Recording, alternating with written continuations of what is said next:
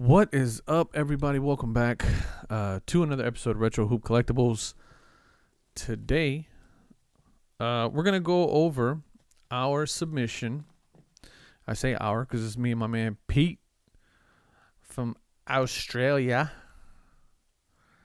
We're doing a submission of TGT. Now, as you guys may or may not know, my man Pete will send me a handful of his cards that he wants to submit with, with either SGC or HGA. I believe we've done subs with like all of them, SGC, HGA, and we're trying out TGT. And my man Pete kind of liked what they were doing, and so did I. And so we figured we would give them a shot. If you have not watched the video where I went over how to submit with TGT, I'll link it up in the description. I'll link it up at the top and down below in the description.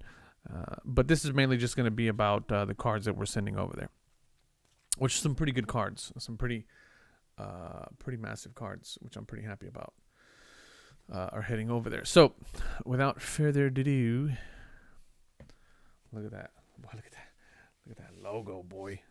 A little dirty. Looking good, though. All right. First up, my man Pete. If you guys don't know, Pete is a massive Hakeem Olajuwon fan. So he's sending off this Upper Deck MVP. This is all personal collection stuff from my man Pete. Number 35 out of 100. This card is from...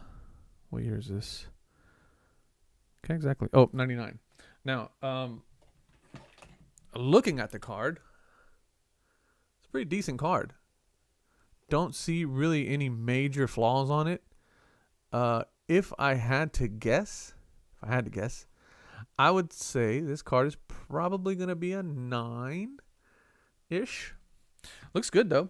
Good looking card. Centering's pretty decent. Centering's actually really nice. It's a little off left to right. It's pretty dead nuts top to bottom. On the back, it's a little bit more centered. But I'd say about a 9. That's kind of what I'm thinking on that particular card. Now, this thing is a beauty. This is a Bowman's Best die cut or cuts. You guys have to pardon my fingers. I just got finished changing the tires on my car because I had a flat tire. So those of you who are technicians, nail technicians, and look at my nails all the time, I work on cars, so my nails are always going to have gunk in them, especially in the evening. So anyway, this is a beautiful atomic refractor. Bowman's Best, Hakeem Olajuwon die cut. This thing's beautiful. Absolutely beautiful. But again, this is a personal collection card from my man Pete. It's a beautiful card. That's going off. Okay. As far as grade is concerned, I think this one's kind of in the same arena. I don't really see anything massive with it. That corner on the upper left seems to be somewhat dinged up. And I'm only saying this just for documentation purposes, because obviously with TGT we're going to get a full report as to what the grader saw. And that bottom left-hand corner might leave something to be desired. Whoop. Whew, good hands. But the back is beautiful. It's flawless. The back looks flawless. The back looks good. I don't really know how to gauge centering for these cards, because there really is no defined center. There's no defined, borders. So this one, I mean, hey, there's really not much to talk about here. It's probably going to be a 9.5, somewhere around there. It's a good-looking card. Okay, here's the base refractor, atomic refractor. Just, I mean, you can't go wrong with these things, man. Atomic refractors are where it's at. Good looking card. Not really much going on this one. You might get a little dinged for the edges. And then again, I can't really tell what's going on with the surface. See, that's the funky thing about these kinds of cards. The surface is always what's going to kick you in the nuts, because you can't really tell what's going on with the surface just because there's so much going on with the card itself. Surface wise, so I don't know, but again, Centering seems to be pretty good. I'm not exactly sure what the centering should look like, but not bad. I like it. Beautiful card. This one is another, these are just gorgeous looking cards. If there is any card set that I would say would be cool to chase, is these regional round balls from 17, 18. Yeah, 17, 18. Panini Crown Royal regional round balls. These things are just gorgeous looking cards. And this one is about as gorgeous as they come. I can't really tell that there's a whole lot wrong with this one. Probably another 9.5, maybe even a 10. Centering might not be the best, but I mean, sheesh. Beautiful card. Beautiful card. I'm probably expecting like another 9.5 on this one. Ish. Somewhere around there. Unless there's something just tragically wrong with the surface. We'll see. Now, this card I am very excited about. This is Clearly Donruss from this year. Last year, I think, was the debut of Clearly Donruss. You guys know how hot I am on Jashawn Tate, on Kenyon Martin, pretty much all of the rookie class that is with the Rockets this year, that was with the Rockets last year. I'm just high on all of them. I can't wait for the draft, Panini draft products for this year. They just tweeted out about a preview with Cade Cunningham. I don't really care about him. Obviously, I'm looking for the Jalen Green cards and all that stuff. Anyway, you guys know how hot I am on the Rockets. Very excited. But this card in particular, you'll see why whenever I get the label back. I'm very excited about. I don't know how to gauge these because they're plastic. They're acetate cards. So grading wise, I have no idea what this one's going to do. But I'm really excited. This one, everybody knows this card. It's almost an icon. It's such an iconic set. But again, centering is a little off on this one. One of the corners has a little bit of a ding on it, as well as some of the edging. There's a little bit of chipping on the edges, but we'll see what this one does. 8.5, 8.5, 9-ish. This one, I have no clue, so I'm not even going to guess. Obviously, I'd love a 9.5. We'll see. And then we got into some Penny Hardaway. So this is actually my first time submitting some Penny Hardaway stuff. I had a stack of it ready to go to SGC. But I decided to take a chunk of it and send it over to the guys over at TGT. Simply because of their custom labels. I'm looking for custom labels on all of these.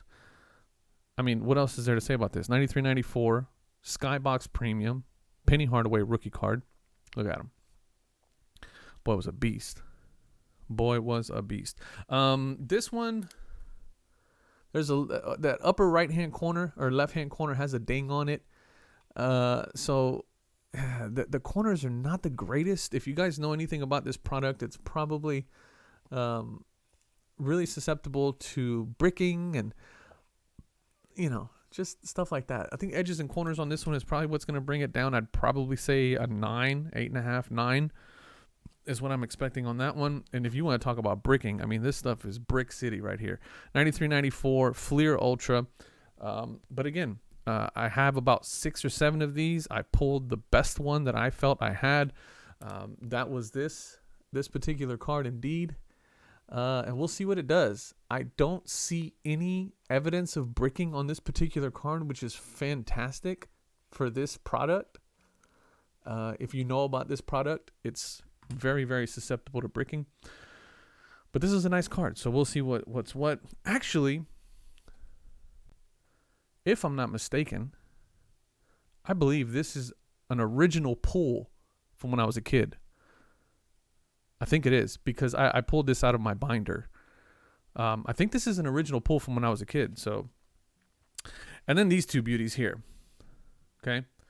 This is probably, not this one, the next one. Probably one of my favorite Penny Hardaway cards. This is Fleer Metal, 95.96. This is Molten Metal, Penny Hardaway. I bought a gang of these on eBay, dirt cheap, couple bucks. And picked through the best ones that I could find. This is one of them. And this one's getting a custom label. and so is this bad boy here. This is obviously probably one of the more iconic sets. This is 97-98 Fleer Metal Universe. I mean, just classic Galaxy look. Both of these, not very much in terms of any chipping or things like that. They were really tough for these cards to get good grades, or tough to keep in good condition. Much like some of the other Fleer metal stuff that has like foil on it. But I mean, anything above an 8.5 into a 9 realm, I'd be very, very happy with on either one of these. So what I'm really looking forward to is the actual labels. I've been working pretty close with the folks over at TGT, just kind of giving them a vision for what I want for these. So, you know, I've seen a couple of the mock-ups that they've done for some of the other cards, and I think from an aesthetic point of view, we seem to be pretty in sync. So I trust them to make custom labels for these, and we'll see what they look like. But that's kind of what that's what's heading their way. Again, I did a how-to video. I don't know how helpful it'll be, but it's pretty easy to submit through their webpage. They have a pretty intuitive page, and that's pretty much it. So if you like this kind of stuff, just hit the subscribe button. I got a bunch of it coming. Also, we have some Marvel content coming soon. I'm working with a couple of guys that are very, very heavy in the Marvel game. Some really cool dudes that I've been talking to for the last couple of weeks. We've been trying to figure out schedules and all that stuff. I have a binder, a 4-inch binder about that thick, full of nothing but Marvel cards that I'm really excited to really go over and look at along with them on the channel. Because they're really heavy into it. I have no clue what I have in terms of like what's rare, what sets are good and things like that. But I do want to send some of my favorites off to get graded. And I just wanted to like have them look at it and tell me what's good to send out for grading, and what's rare, what really isn't rare, and what can get thrown back in the binder, and what should, go off to get graded. So, pretty excited about that. And that's pretty much it.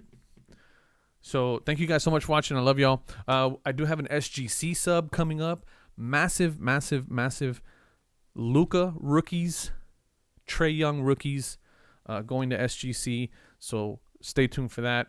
That should be coming out in the next week or so. Yeah. And as always, love y'all. I appreciate y'all watching. Peace.